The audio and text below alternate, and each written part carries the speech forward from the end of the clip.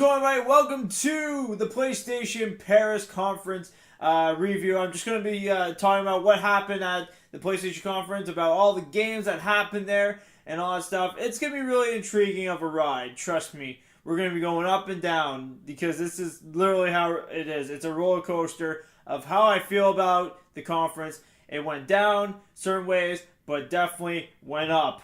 Trust me. If you guys saw that conference, you know how it went. But anyways, we're going to start with the first game, which is Ghost of Tsushima. Yes, now this game is literally going back in time during the Japan time. And there's samurais, and it seems like there's like a huge fight happening at the moment.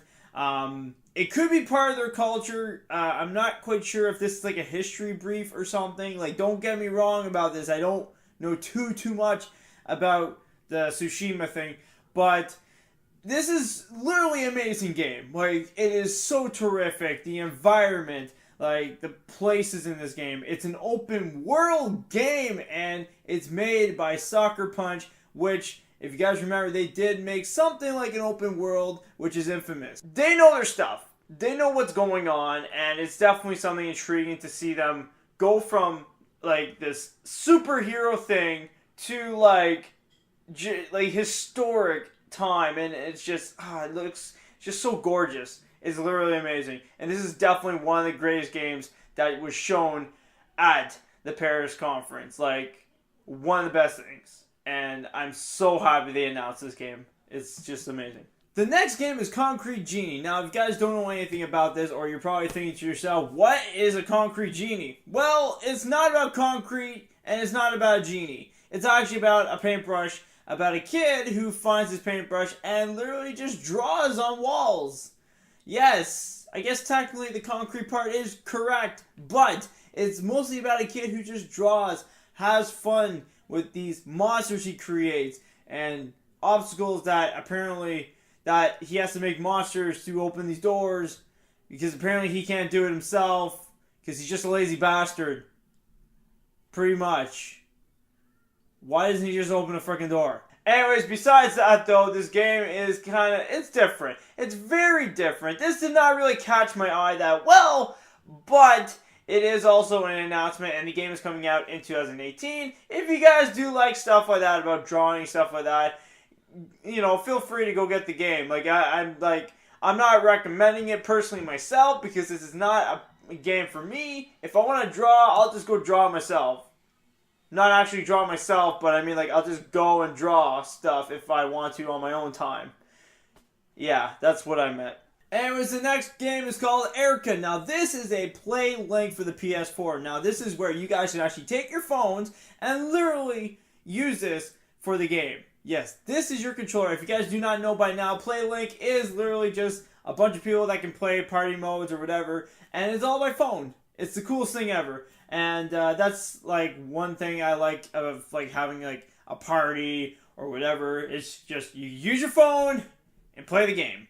But this game is not just some party mode game. This is a game where it's about murder. You gotta solve the case. You better figure out if this guy is telling the truth or not. Is he a friend or foe? Is he going to kill you or not? Yes, these are questions in the game that I feel that is really interesting and intriguing, especially if you are playing this in a party. So the way I see is this is a game that definitely will keep you thinking through, especially with a bunch of people. If like, there's gonna be so many answers. That's the best thing about it. It's like people are gonna decide which is which, and like you'll figure it out through the game, and it's gonna be really intriguing and mysterious. And that's why this is one of the games that I definitely would play on PlayLink for the PS4. Now, speaking about stuff on the PS4, there is also a thing called VR! Yes, there is a game called Blood and Truth, which is literally like if you were an assassin or like a CIA, I guess, that is after a gang member. You gotta kill the gangs and literally just fight your way through it. It seems like that apparently you're being hunted by this gang, so you gotta fight your way through it, figure out what's going on, and it's just literally crazy and amazing. And it's definitely, this is a game.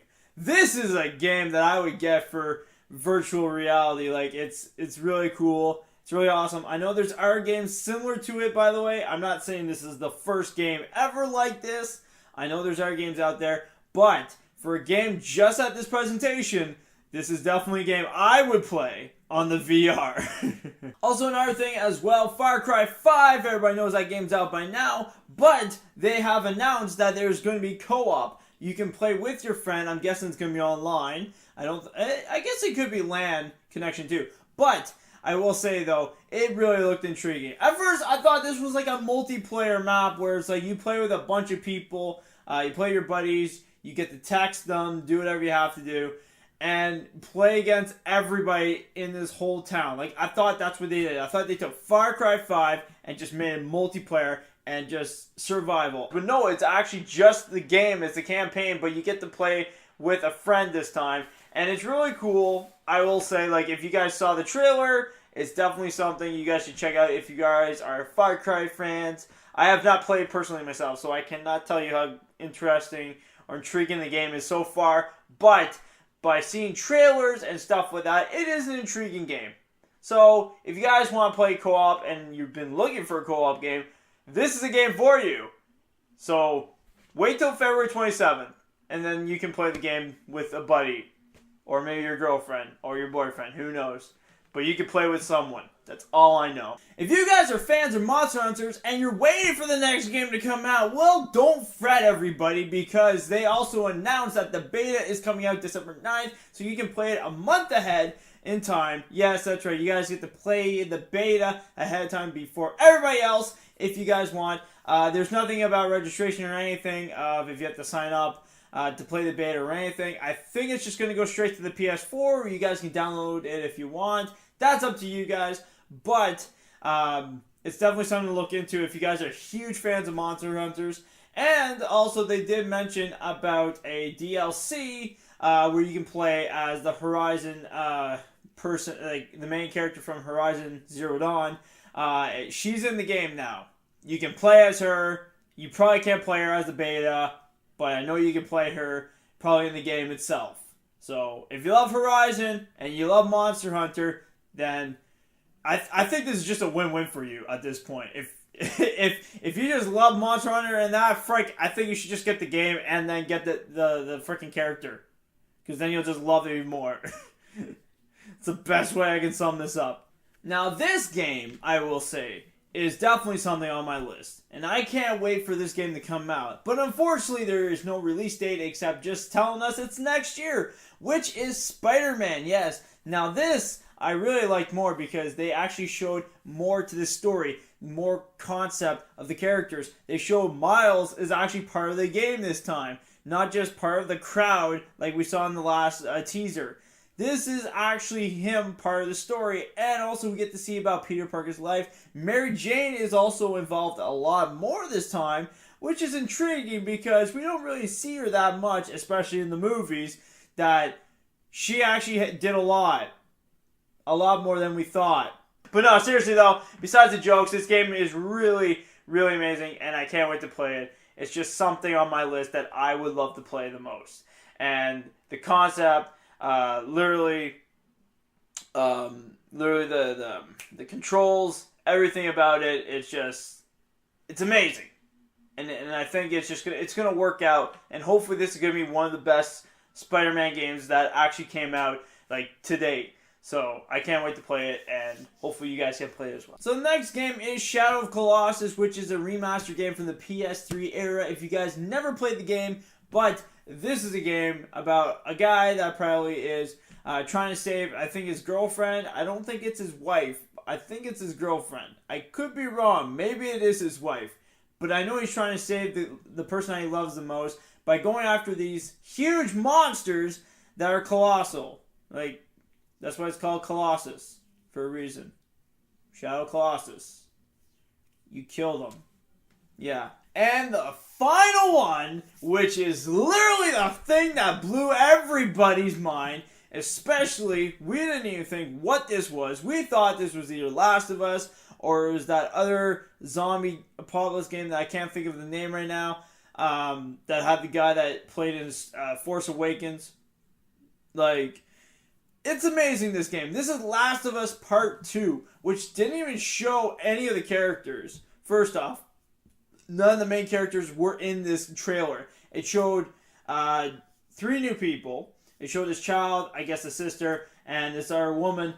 Literally, she was captured and all this stuff. It seems like this world is just dying at this point. Like, everybody is after each other because of the virus and all that stuff. People are dying from it, and it's probably turning out to be like a Planet of the Apes, but instead of having apes take over Earth, it's just gonna be a zombie apocalypse where everybody just, I guess, dies and becomes a zombie, and then I guess the world. I don't know.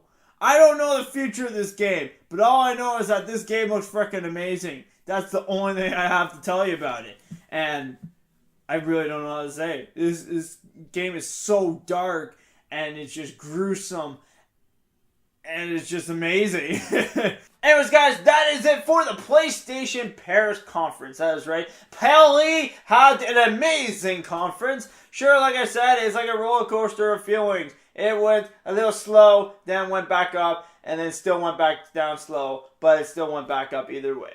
By the end of it, everybody enjoyed themselves, and I think that's pretty much it to point out, is that everybody enjoyed themselves. That's pretty much it. But other than that, guys, hope you guys enjoyed watching. Thank you guys so much for watching the review for the PlayStation Paris conference. It's literally amazing to talk about it to you guys right now. And if you guys like any of these things that I talked about, please let me know in the comments below, because I like to hear your thoughts, opinions, anything you guys have to say, because why not? I like hearing things. I love hearing people's opinions more than mine.